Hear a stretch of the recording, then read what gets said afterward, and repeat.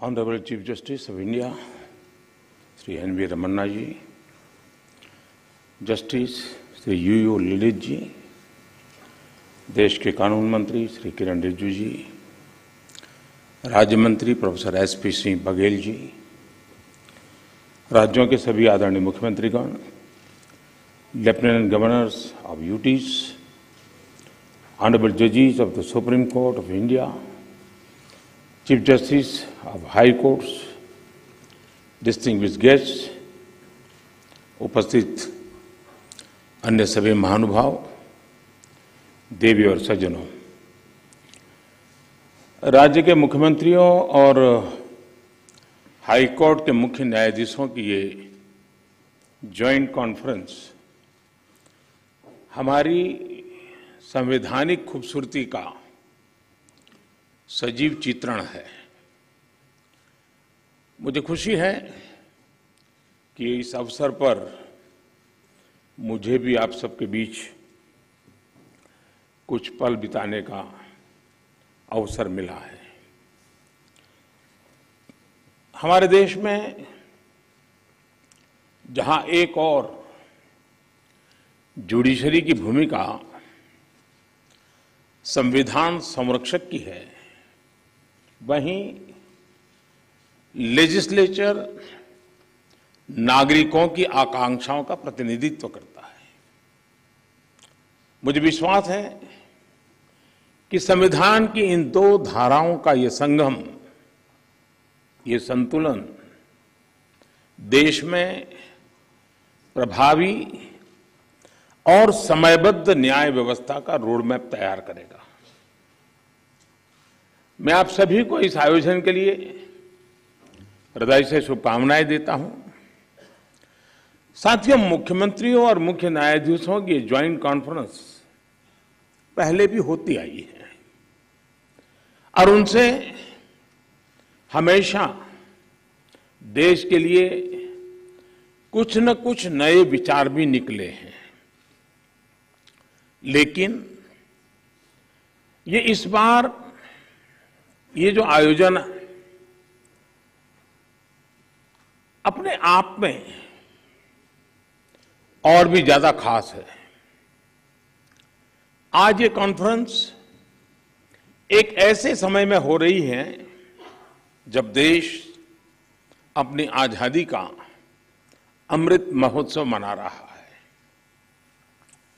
आजादी के इन 75 सालों ने जुडिशरी और एग्जीक्यूटिव दोनों के ही रोल्स और रिस्पॉन्सिबिलिटीज को निरंतर स्पष्ट किया है।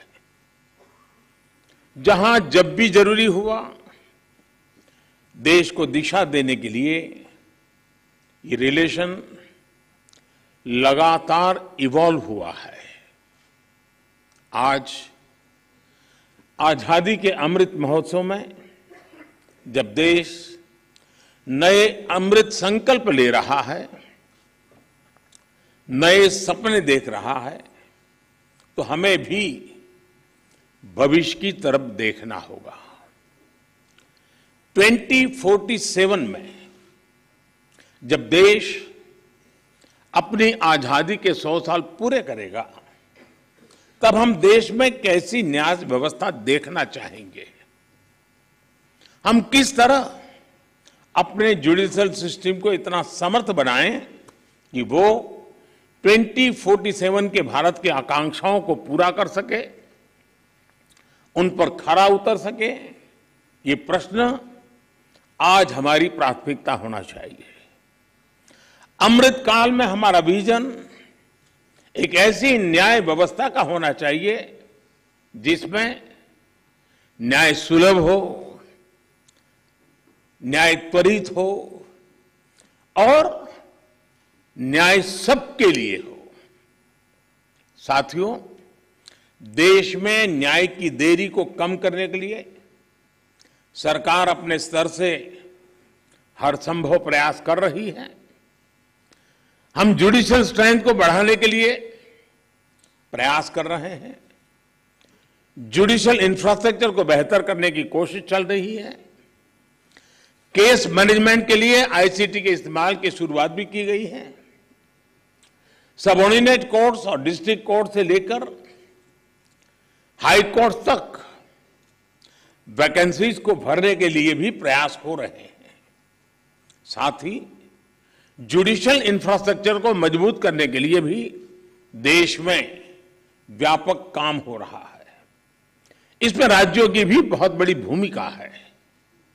साथियों, आज पूरी दुनिया में नागरिकों के अधिकार के लिए, उनके सशक्तिकरण के लिए टेक्नोलॉजी एक इंपॉर्टेंट टूल बन चुकी है। हमारे जुडिशियल सिस्टम में भी टेक्नोलॉजी की संभावनाओं से आप सब परिचित हैं। हमारे ऑनरेबल जजेस समय समय पर इस विमर्श को आगे भी बढ़ाते रहे हैं।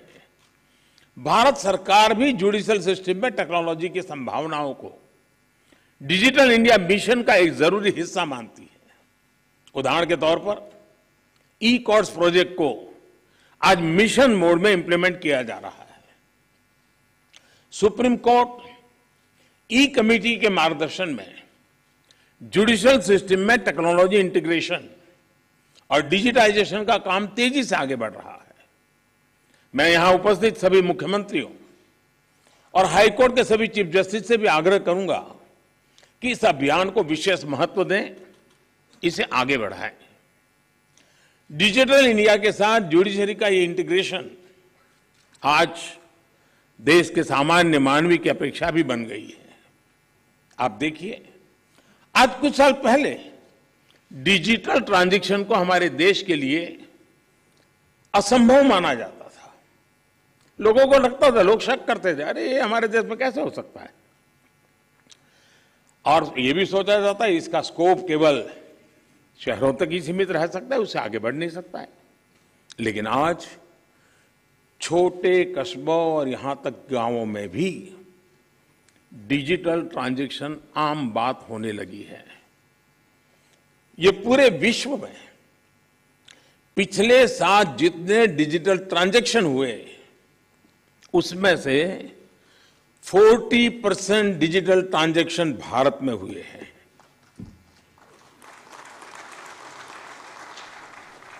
सरकार से जुड़ी वो सेवाएं जिनके लिए पहले नागरिकों को महीनों ऑफिसेज के चक्कर काटने पड़ते थे, वो अब मोबाइल पर अवेलेबल हो रही है। ऐसे में स्वाभाविक है जिस नागरिक को सेवाएं और सुविधाएं ऑनलाइन उपलब्ध हो रही हैं, वो न्याय के अधिकार को लेकर भी वैसे ही अपेक्षाएं करेगा।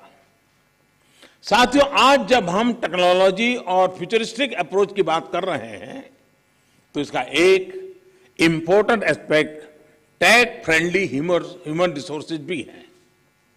टेक्नोलॉजी आज युवाओं के जीवन का स्वाभाविक हिस्सा है। यह हमें सुनिश्चित करना है कि युवाओं की एक्सपर्टाइज, उनकी प्रोफेशनल स्ट्रेंथ कैसे बने। आजकल कई देशों में लॉ यूनिवर्सिटीज में blockchains, electronic discovery, cyber security, robotics, artificial intelligence और बायोएथिक्स जैसे विषय पढ़ाए जा रहे हैं। हमारे देश में भी legal education in international standard के मुताबिक हो, यह हम सबकी जिम्मेदारी है। इसके लिए हमें मिलकर प्रयास करने होंगे। साथियों, हमारे शास्त्रों में कहा गया है, न्यायमूलम सुराज्यम स्यात्, अर्थात किसी भी देश में सुराज का आधार न्याय होता है। इसलिए न्याय जनता से जुड़ा होना चाहिए, जनता की भाषा में होना चाहिए। जब तक न्याय के आधार को सामान्य मानवी नहीं समझता, उसके लिए न्याय और राजकीय आदेश में बहुत फर्क नहीं होता है। मैं इन दिनों सरकार में एक विषय पे थोड़ा दिमाग खपा रहा हूं।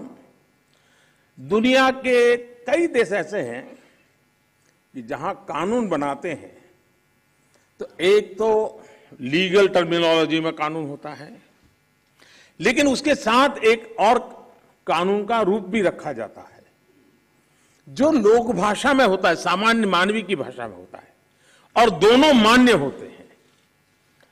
और उसके कारण सामान्य मानवी को कानूनी चीजों को समझने में न्याय के दरवाजे खटखटाने की जरूरत नहीं पड़ती है।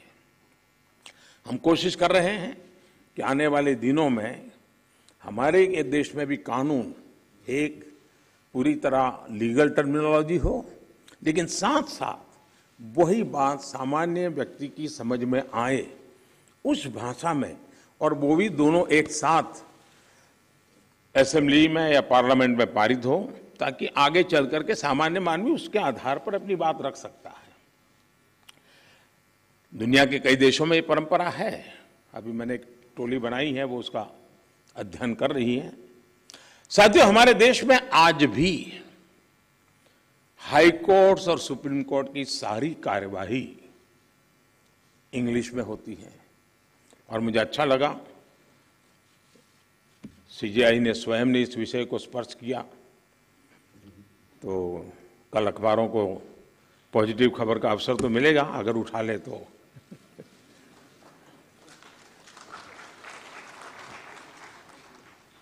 नहीं, उसके लिए बहुत इंतजार करना पड़ेगा। साथियों, एक बड़ी आबादी को न्यायिक प्रक्रिया से लेकर फैसलों तक को समझना मुश्किल होता है। हमें इस व्यवस्था को सरल और आम जनता के लिए ग्राह्य बनाने की जरूरत है।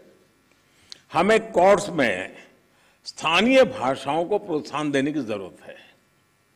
इससे देश के सामान्य नागरिकों का न्याय प्रणाली में भरोसा बढ़ेगा, वो उससे जुड़ा हुआ महसूस करेगा।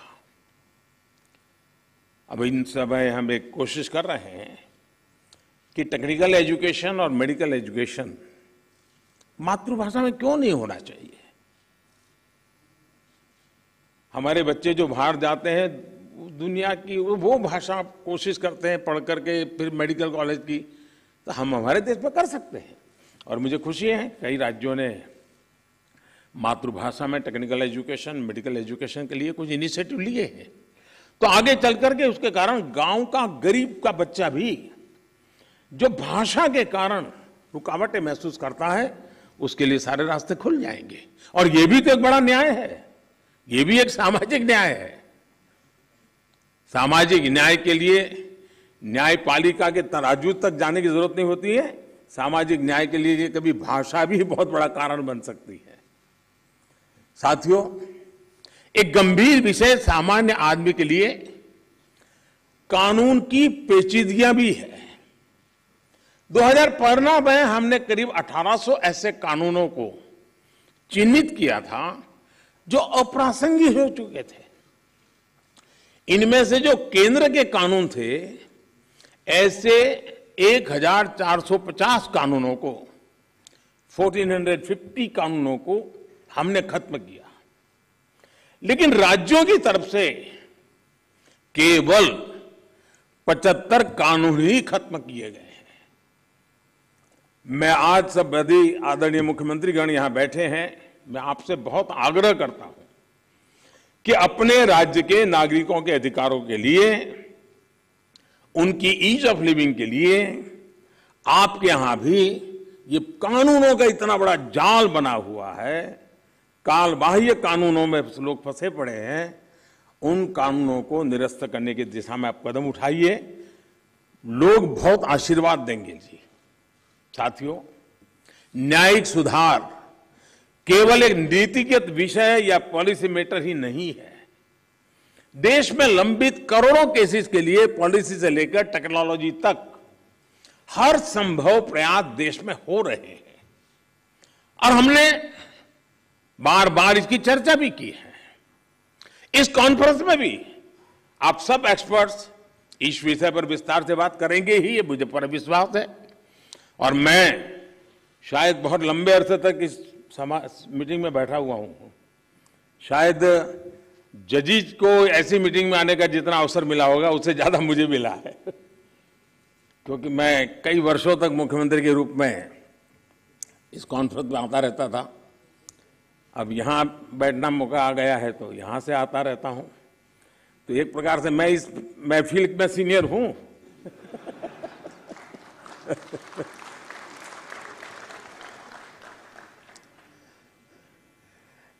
साथियों, इस विषय में जब मैं बात कर रहा था तो मैं मानता हूं कि इन सारे कामों में मानवीय संवेदनाएं जुड़ी हुई है। मानवीय संवेदनाओं को भी हमें केंद्र में रखना ही होगा।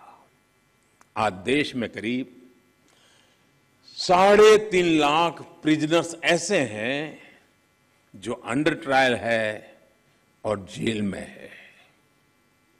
इनमें से अधिकांश लोग गरीब या सामान्य परिवारों से। हर जिले में डिस्ट्रिक्ट जज की अध्यक्षता में एक कमेटी होती है ताकि इन केसेस की समीक्षा हो सके, जहां संभव हो बेल पर उन्हें रिहा किया जा सके। मैं सभी मुख्यमंत्रियों और हाई कोर्ट के जजेस से अपील करूंगा कि मानवीय संवेदनाओं, उन संवेदनाओं और कानून के आधार पर इन मामलों को भी अगर संभव हो तो प्राथमिकता दी जाए। इसी तरह न्यायालयों में और खासकर स्थानीय स्तर पर लंबित मामलों के समाधान के लिए मध्यस्थता, मीडिएशन भी एक महत्वपूर्ण जरिया है। हमारे समाज में तो मध्यस्थता के जरिए विवादों के समाधान की हजारों साल पुरानी परंपरा है। आपसी सहमति और परस्पर भागीदारी, ये न्याय की अपनी एक अलग मानवीय अवधारणा है। अगर हम देखें तो हमारे समाज का वो स्वभाव कहीं ना कहीं अभी भी बना हुआ है। हमने हमारी उन परंपराओं को खोया नहीं है। हमें इस लोकतांत्रिक व्यवस्था को मजबूत बनाने की जरूरत है। और जैसे चीफ साहब ने ललित जी की तारीफ की, मैं भी करना चाहूंगा। उन्होंने पूरे देश में भ्रमण किया, हर राज्य में गए इस काम के लिए, और सबसे बड़ी बात है कोरोना काल में गए। साथियों, मामलों का कम समय में समाधान भी होता है, न्यायालयों का बोझ भी कम होता है और सोशल फैब्रिक भी सुरक्षित रहता है। हमने इसी सोच के साथ संसद में मीडिएशन बिल को भी एक अम्ब्रेला लेजिस्लेशन के रूप में भी पेश किया है। अपनी रीच लीगल एक्सपर्टाइज के साथ हम मीडिएशन से सॉल्यूशन की विधा में ग्लोबल लीडर बन सकते हैं। हम पूरी दुनिया के सामने एक मॉडल पेश कर सकते हैं।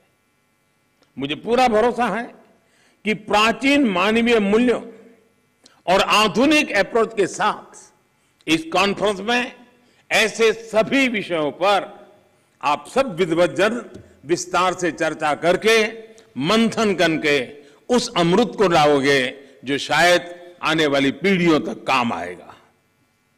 इस कॉन्फ्रेंस में जो नए आइडियाज निकलेंगे, जो नए निष्कर्ष निकलेंगे, वो नए भारत की आकांक्षाओं को पूरा करने का माध्यम बनेंगे। इसी विश्वास के साथ मैं फिर एक बार आप सबके मार्गदर्शन के लिए मैं आपका आभारी हूं, और मैं सरकार की तरफ से ये विश्वास दिलाता हूं कि देश के न्याय व्यवस्था के लिए सरकारों ने जो करना होगा, चाहे राज्य सरकार हो, केंद्र सरकार हो, वो भरसक प्रयास करेगी ताकि हम सब मिलकर के देश के कोटि कोटि नागरिकों की आशा अपेक्षाओं को पूर्ण कर सके। और 2047 में देश जब आज़ादी के 100 साल मनाए, तब हम न्याय के क्षेत्र में भी और अधिक गौरव के साथ, और अधिक सम्मान के साथ, और अधिक संतोष के साथ आगे बढ़ें। यही मेरी बहुत बहुत शुभकामना है। बहुत बहुत धन्यवाद।